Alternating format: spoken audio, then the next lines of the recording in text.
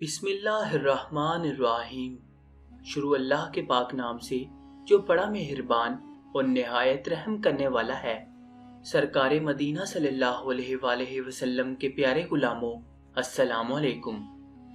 सामीन मोहतरम, आज की इस वीडियो में कयामत की बड़ी निशानी दज्जाल और दज्जाल की निशानियां बयान की जाएंगी, इसलिए वीडियो को आखिर तक मुकम्मल मुलाहिजा फरमाएं। ये आपके लिए बहुत फायदेमंद है और बहुत ज़रूरी भी है। यकीनन तमाम तारीफ़ें अल्लाह अज़्ज़वजल के लिए हैं। हम इसकी तारीफ़ बयान करते हुए इसी से मदद के तलबकार हैं और अपने गुनाहों की बख्शिश भी मांगते हैं और नफसानी और बुरे आमाल के शर से उसी की पनाह चाहते हैं। जिसे अल्लाह हिदायत अता कर दे, इसे कोई भी गुमराह नहीं कर सकता, और जिसे वो गुमराह कर दे, इसका कोई भी रहनुमा नहीं बन सकता। मैं गवाही देता हूँ कि अल्लाह के सिवा कोई भी माबूद बरहक नहीं और इसका कोई भी शरीक नहीं, और मैं ये भी गवाही देता हूँ कि मोहम्मद सल्लल्लाहु अलैहि वसल्लम अल्लाह के बंदे और इसके रसूल हैं। अल्लाह ताला की जानिब से आप पर, आपकी आल और सहाबा कराम पर ढेरों दरूदो सलाम हो। हम और दरूदो सलाम के बाद अल्लाह से ऐसे डरो जैसे कि डरने का हक है।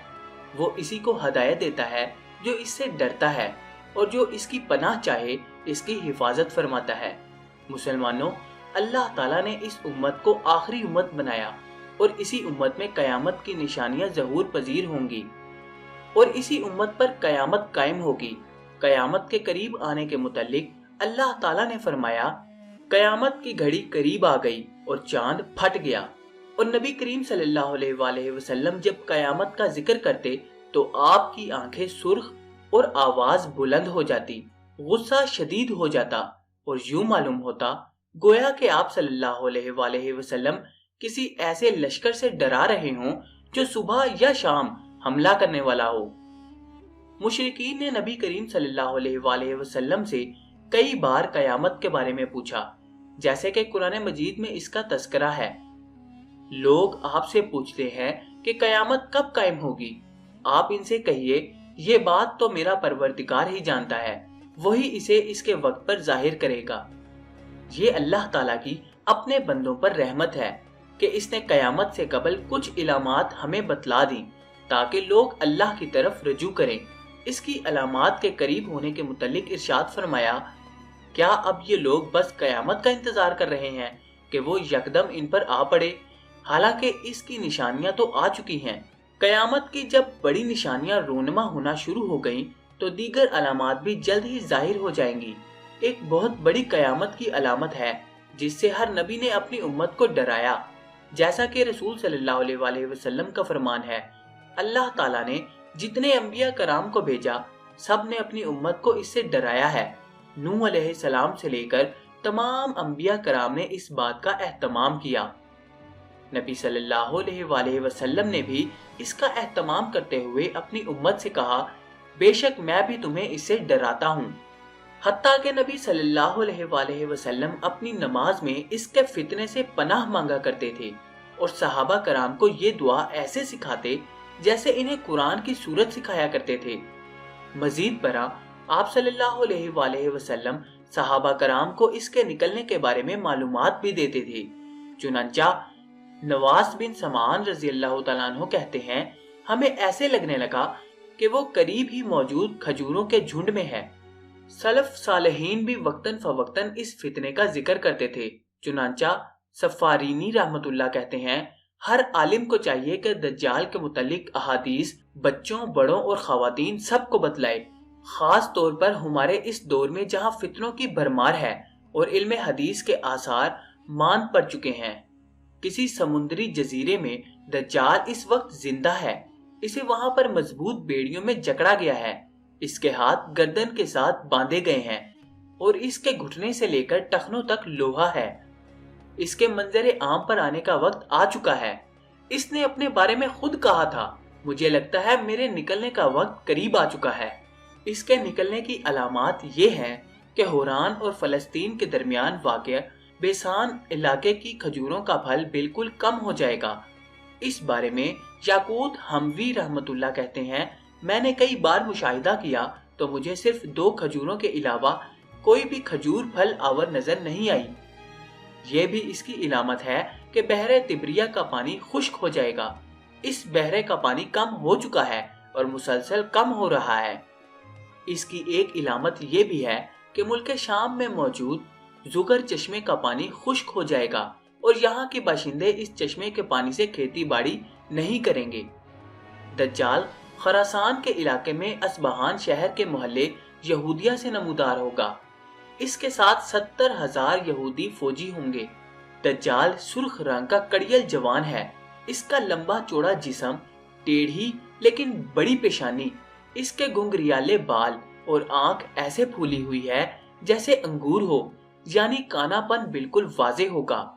اس کو دیکھنے والے ایک صحابی تمیم الداری رضی اللہ تعالیٰ عنہ کہتے ہیں، اتنی بڑی جسامت والا ہم نے کوئی نہیں دیکھا۔ اس دنیا میں سب سے بڑی مخلوق وہی ہے۔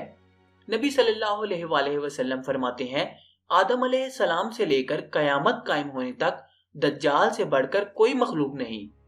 نبی علیہ السلام نے اس کا حلیہ بیان کر دیا ہے تاکہ جب وہ ظہور پذیر ہو تو لوگ اسے پہچان لیں کہ اپنے دعوے کے مطابق وہ رب العالمین نہیں ہے بلکہ دجال ہے۔ آپ نے اس کا حلیہ اس انداز سے بیان کیا کہ اس سے پہلے کسی نبی نے اپنی امت کے لیے بیان نہیں کیا، کیونکہ وہ اسی امت میں ظہور پذیر ہوگا۔ چنانچہ آپ صلی اللہ علیہ وآلہ وسلم فرماتے ہیں، میں تمہیں اس کے بارے میں ایسی تفصیلات بتلاؤں گا جو مجھ سے پہلے کسی نبی نے بیان نہیں کی۔ تم جانتے ہو کہ وہ کانا ہے اور اللہ تعالیٰ کی ذات ایسی ہرگز نہیں ہے۔ دجال اس وقت نکلے گا جب دین اور شرعی علم ناپید ہو جائے گا تاکہ مومن اور کافر کے درمیان امتیاز ہو سکے، کامل ایمان والا مسلمان اور شک کرنے والے مسلمان میں فرق ہو سکے۔ وہ یہ دعویٰ کرے گا کہ وہی رب العالمین ہے۔ اس کی وجہ سے لوگوں کو آزمائش میں ڈالا جائے گا اور اللہ تعالیٰ اسے کچھ خرق عادت معجزے بھی دے گا۔ جب وہ نکلے گا تو لوگ اس سے ڈر کر پہاڑوں کا رخ کریں گے اور اسی وقت توبہ کا دروازہ بند کر دیا جائے گا۔ نبی صلی اللہ علیہ وآلہ وسلم فرماتے ہیں، 3 چیزوں کے ظاہر ہونے کے بعد کسی کے لیے ایمان لانا یا نیک عمل کرنا فائدہ مند نہیں ہوگا۔ ایک، مغرب سے سورج طلوع ہونے کے بعد، دوسرا دجال کے آنے کے بعد، تیسرا دابت الارض۔ اس کا فتنہ بہت ہی شدید ہوگا، حتیٰ کہ وہ ایک آدمی کو قتل کر کے اسے اللہ کے حکم سے زندہ بھی کر دے گا، ایک اور شخص کو تلوار کے وار سے 2 ٹکڑوں میں تقسیم کر دے گا، پھر اسے قتل کرنے کے بعد جب آواز لگائے گا تو وہ مقتول شخص ہنستا ہوا آئے گا، ایک آدمی کو سر سے پاؤں تک آرے سے کاٹ دے گا اور دجال اس کے دونوں ٹکڑوں کے درمیان سے چل کر گزر جائے گا، پھر دجال اسے کہے گا اٹھو تو وہ صحیح سلامت کھڑا بھی ہو جائے گا۔ ایک آدمی کو اس کی ٹانگوں سے کھینچ کر اپنے ساتھ موجود آگ میں ڈال دے گا، لوگ سمجھیں گے کہ اس نے اسے جہنم میں ڈال دیا ہے، لیکن حقیقت میں وہ جنت میں ڈالا گیا ہوگا، اس لیے کہ اس کے پاس موجود جنت اصل میں آگ ہے اور آگ اصل میں جنت ہے۔ اس کے ساتھ 2 چلتی ہوئی نہریں بھی ہوں گی، ایک نہر کا پانی دیکھنے میں سفید لگے گا اور دوسری نہر کا پانی دیکھنے میں بھڑکتی ہوئی آگ محسوس ہوگا۔ نبی علیہ السلام نے فرمایا، جو شخص اسے پائے تو وہ اس نہر کی طرف جائے جو دیکھنے میں آگ لگتی ہے اور اپنی آنکھیں بند کر کے اور سر جھکا کر اس میں سے پی لے، وہ ٹھنڈا پانی ہوگا۔ وہ آسمان کو بارش نازل کرنے کا حکم دے گا تو آسمان بارش دینے لگے گا اور زمین کو اگانے کا حکم دے گا تو زمین اگانے لگے گی۔ وہ ایک ویرانے سے گزرے گا تو اسے خزانے نکالنے کا حکم کرے گا، ویران زمین اپنے خزانے نکال دے گی اور بلکہ یہ تمام خزانے اس کے پیچھے چل پڑیں گے۔ ابن عربی رحمت اللہ کہتے ہیں کہ یہ سارے کا سارا معاملہ انتہائی ڈراؤنا ہے، وہ زمین میں بڑی تیزی سے چلے گا۔ نبی علیہ السلام نے اس کی چال کے بارے میں کہا، وہ ایسی تیز بارش کی طرح سفر کرے گا جس کے پیچھے تیز آندھی ہو۔ یہ دجال زمین پر 40 دن ٹھہرے گا، ایک دن سال کی طرح اور ایک دن ایک مہینے کی طرح اور ایک دن ہفتے کے برابر ہوگا، جبکہ باقی ایام ہمارے دنوں کی طرح ہوں گے۔ دجال مکہ اور مدینہ کے علاوہ ہر شہر میں جائے گا، اس لیے کہ اس کے ہر داخلی دروازے پر فرشتے حفاظت کے لیے مامور ہیں، اور جب بھی ان شہروں میں داخل ہونے کی کوشش کرے گا، محافظ فرشتوں میں ایک فرشتہ تلوار لے کر اس کی جانب لپکے گا اور اسے داخل ہونے سے روک دے گا۔ مدینے کے علاوہ تمام کے تمام علاقے دجال سے ڈرے اور دبکے ہوں گے۔ اس شہر میں دجال کا ڈر اور خوف داخل نہیں ہوگا۔ اہل مکہ اور مدینہ کی طرف سے اللہ کی اس نعمت کا شکریہ اس انداز سے ادا ہوگا کہ وہ ان شہروں کو نیکیوں اور اعمال صالح سے بھر دے، اس لیے کہ اللہ تعالیٰ نے ان دونوں شہروں کو دجال سے محفوظ بنایا ہے۔ جب دجال کو مدینے میں داخل ہونے سے روک دیا جائے گا تو یہ جبل احد کی مغربی جانب جرف کے شوریلے علاقے میں پڑاؤ کرے گا اور وہیں اپنا جھنڈا بھی لگائے گا۔ اس کی طرف خواتین کثرت سے نکل کر آئیں گی۔ اس دوران مدینہ اپنے باشندوں کو 3 سخت جھٹکے دے گا، جس کی وجہ ہر کافر اور منافق دجال کی طرف نکل پڑے گا۔ ہر جگہ اور ہر وقت وہی شخص بہتر ہے جو برائی دیکھتے ہی اس سے روک دے۔ فرمانے باری تعالیٰ ہے، تم ہی بہترین امت ہو جنہیں لوگوں کی اصلاح و ہدایت کے لیے لا کھڑا کیا گیا ہے۔ تم لوگوں کو بھلے کاموں کا حکم دیتے ہو اور برے کاموں سے روکتے ہو۔ چنانچہ جب یہ مدینے کے پاس پڑاؤ ڈالے ہوگا، اس کی طرف ایک نوجوان جائے گا اور اس کی ربوبیت کا انکار کر دے گا۔ رسول اللہ صلی اللہ علیہ وسلم نے اس کے بارے میں فرمایا، وہ بہترین شخص ہوگا، یا فرمایا وہ بہترین لوگوں میں سے ہے، اور کہے گا کہ میں گواہی دیتا ہوں کہ تو دجال ہے، جس کے بارے میں ہمارے پیغمبر نے ہمیں بتلایا تھا۔ نبی علیہ الصلوۃ والسلام کی وفات مسلمانوں کے لیے ناقابل تلافی نقصان ہے، اس لیے کہ اگر آپ زندہ ہوتے تو ہمیں دجال کے مقابلے کے لیے کسی اور کی ضرورت نہ تھی۔ آپ صلی اللہ علیہ وسلم فرماتے ہیں، اگر وہ میرے ہوتے ہوئے ظہور پذیر ہوا تو میں تمہاری طرف سے اس کا مقابلہ کروں گا۔ اور نبی صلی اللہ علیہ وسلم کی وفات کے بعد ہر شخص دجال کے مقابلے کے لیے اپنے آپ کو تیار کرے، اس لیے اس کے فتنے سے بچاؤ کے لیے کچھ تدابیر اختیار کرے، مثلا اللہ تعالیٰ کے اسماء و صفات کے متعلق معرفت حاصل کرے، کیونکہ دجال کانا ہے اور ہمارا رب سبحانہ و تعالیٰ ایسا نہیں ہے۔ اسی طرح اللہ تعالیٰ کو کوئی بھی دنیا میں نہیں دیکھ سکتا، لیکن دجال کو لوگ دیکھیں گے، اور دجال کی آنکھوں کے درمیان کافر لکھا ہوگا، جسے پڑھنے والا اور ان پڑھ دونوں پڑھ سکیں گے۔ شیخ الاسلام رحمت اللہ کہتے ہیں، مومن کے لیے وہ کچھ واضح ہو جاتا ہے جو کسی اور کے لیے نہیں ہوتا، خاص طور فتنوں کے متعلق۔ فتنوں سے بچنا اور ان سے دور رہنا بھی اللہ کے حکم سے بچاؤ کا ایک ذریعہ ہے۔ نبی صلی اللہ علیہ وسلم نے فرمایا، جو دجال کے آنے کے متعلق سنے تو وہ اس سے دور ہی بھاگے۔